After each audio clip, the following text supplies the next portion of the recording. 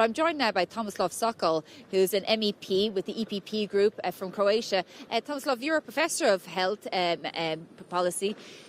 What's your reaction, I suppose, first and foremost, about the EMA decision that adolescents will probably have access to the vaccine? I think this is a very good news, because what is important is that vaccines not only help people not to get sick from COVID-19, but also prevent spreading to other people. And I think that in some states, especially, adolescents were in fact spreading the disease to their parents, to the elderly, etc. So I think this is a very good news, which will help definitely to reduce the spread of COVID-19. And I think in general things are moving in a very good direction. And I hope that by the end of the summer we will be very close to herd immunity and we will be able to get back to our normal lives. What should the EU's policy be in this regard? Should it be that the vaccines should only be given to vulnerable children? Because of course, if you have 15 or 13, 14-year-olds in Europe getting vaccines ahead of elderly people in developing countries, that may be seen as unfair.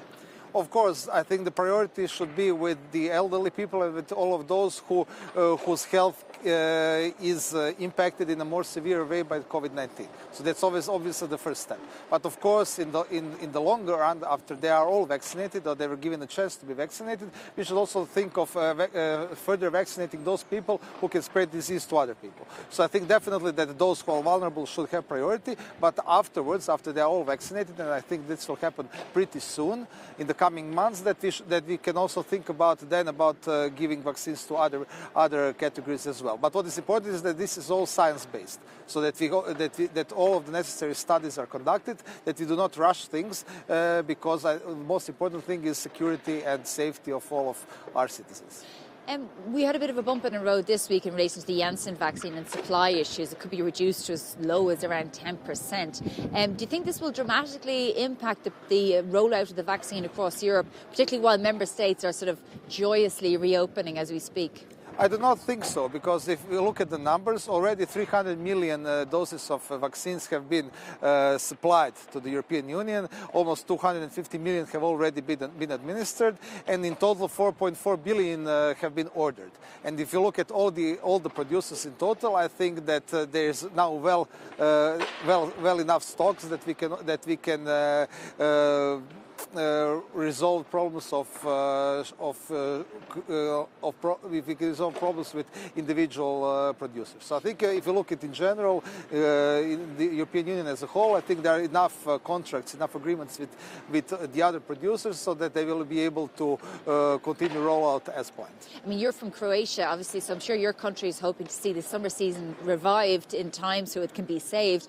Are you concerned at all that maybe member states are moving a bit too far ahead when it comes to international travel, for example, particularly when you take into account the Indian variant?